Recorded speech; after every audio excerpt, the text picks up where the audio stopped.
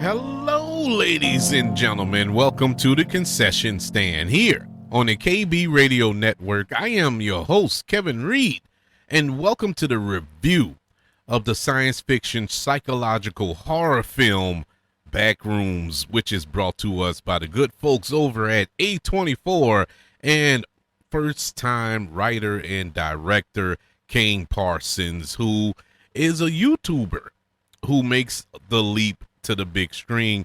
This is a phenomenon as of late, and so far so good with these YouTubers who are making these horror films and films in general, proving that YouTube is a platform where you can kind of hone your skills and go on to bigger and better things. Backrooms. The film stars Chiwetel Ejiofor. I can never nail his name. My apologies. Renate Reinsve and Mark Duplass. And in this film, Clark, a furniture store owner, and his therapist discover a dimension of seemingly endless spaces accessing through the basement of the store. This is based off of a game that or a web series, depending on how you want to put it together, but it's something that I knew nothing about. I knew absolutely nothing about Backrooms. So I saw the trailer when it first dropped a few months back, and I was like, oh, that looks interesting.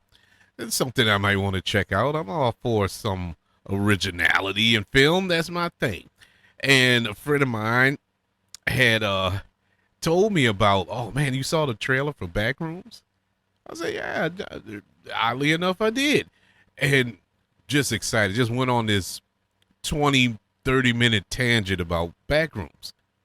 And I'm sitting there like, oh,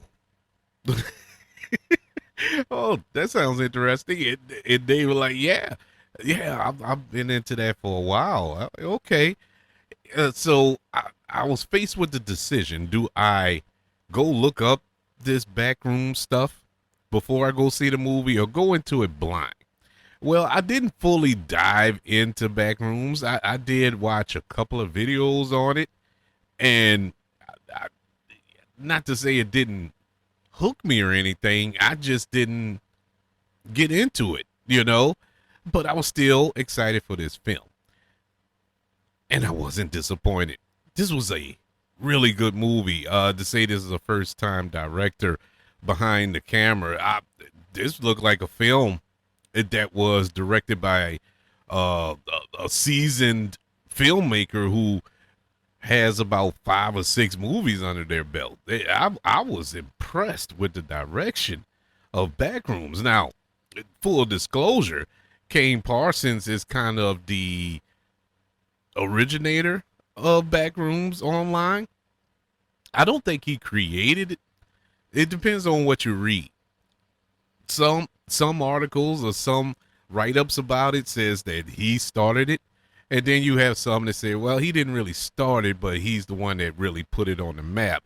Either way it goes, he knows this property, and you can clearly see throughout the direction of this film.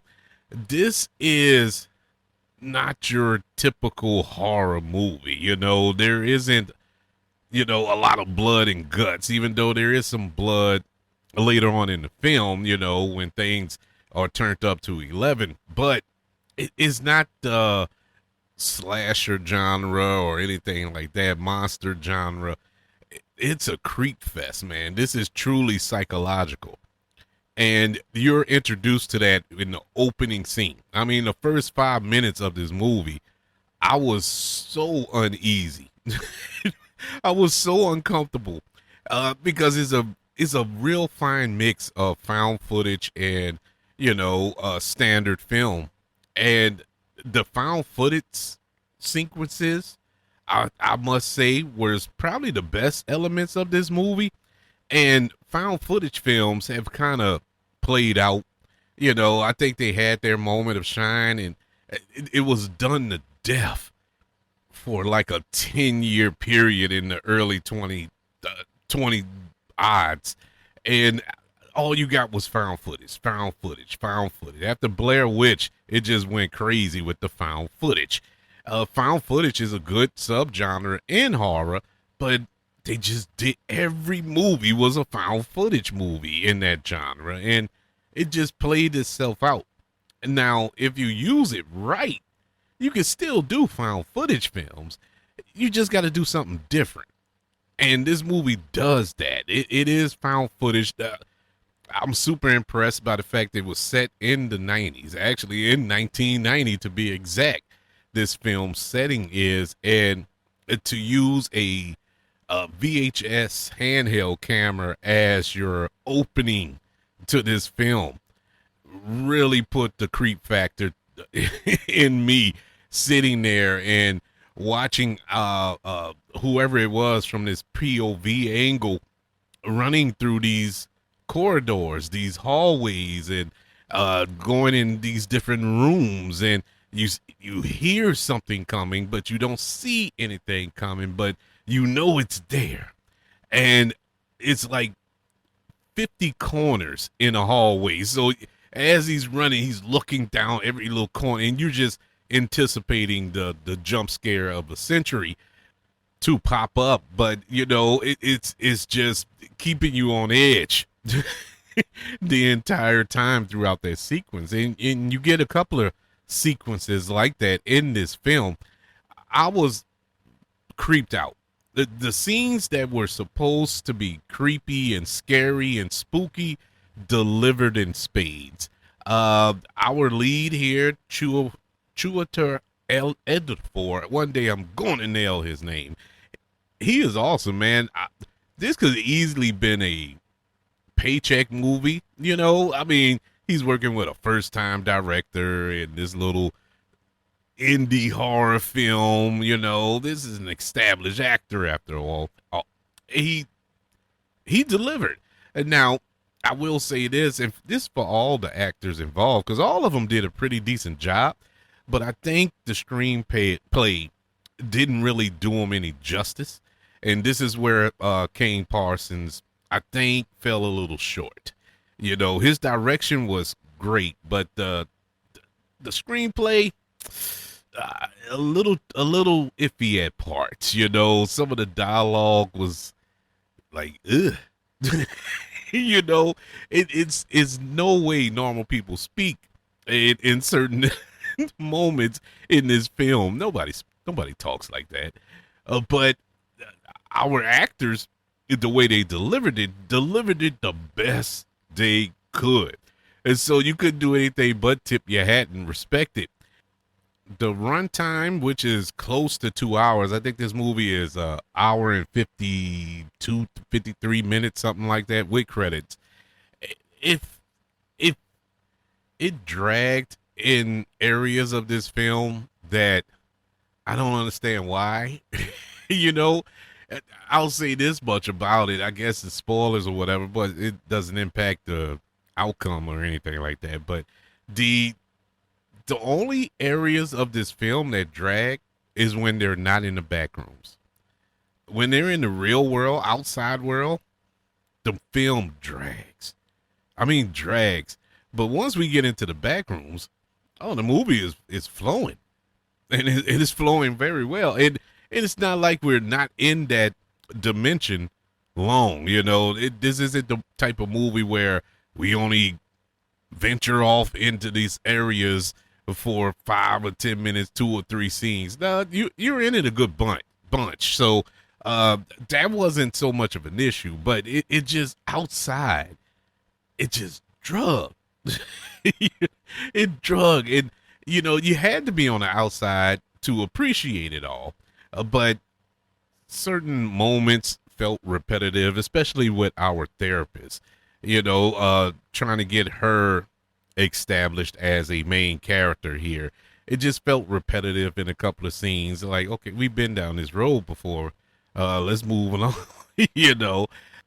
But aside from those few gripes right there, I have no other complaints about Backrooms. I thought it was a very well-made horror movie, psychological movie. It's one of those movies that will stick with you. It's one of those ones that makes you think about things in your past and whatnot, and uh, uh, uh, conjure it up in your mind. To whereas, the way the film is and the structure of the Backrooms. Like I say, I don't know about the web series too much, so I don't know if this is canon or this is how it goes. I'm assuming that it is, due to the filmmaker involved in this movie. And so if you don't know, I'm not going to spoil it. But if you do know, I thought that was very interesting and very, very cool what they did there. Makes you want to watch that web series even more.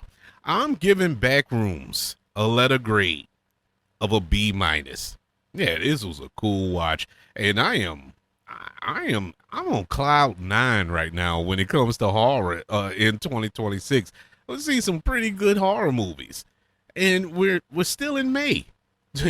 We're still in May, and all of the horror movies that I liked and enjoyed so far have been these smaller horror movies. The big budget ones, like The Mummy. I liked The Mummy, but it, it wasn't up to the level of Backrooms. I would put Backrooms over that like 10 times over. That it was that good. I would like to know, did you think it was just that good, or did you think it was even better, or you like somebody that I talked to recently was like, what can be so horrifying about empty rooms? Trust me, they find a way. I would love to know your thoughts. Email the show, kbradiopodcast@gmail.com. You can search for the show on all social media platforms. Just search for the KB Radio Network. Also, don't forget about YouTube. Subscribe to the KB Radio Network channel on YouTube. And like this video if you don't mind. Don't forget about the 5 stars, the reviews, and sharing this show. If you're listening on Apple Podcasts, Spotify, iHeartRadio, wherever you are currently listening to the concession stand here on the KB Radio Network. Everybody, thank you for joining me for this review of A24's Backrooms. Want you all to know that I love you, continue to love everyone, and until we speak again, you all be blessed.